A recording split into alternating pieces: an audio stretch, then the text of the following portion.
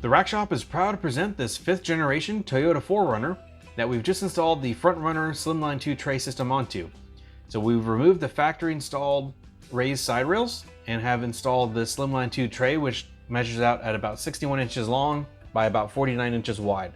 So this is their 3/4 size for this vehicle. So if you have a sunroof like you see in this video, you don't have to cover it. So if you don't want anything obstructing it, this is a great system that really solidly connects to your roof utilizing the factory connection points.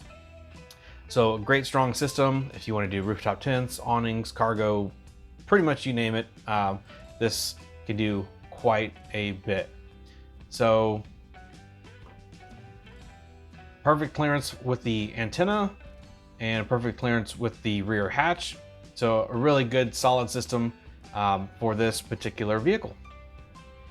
So this has just been a quick walk around, but for more details, pictures, or to purchase this complete system with a couple clicks, visit the link in the description below.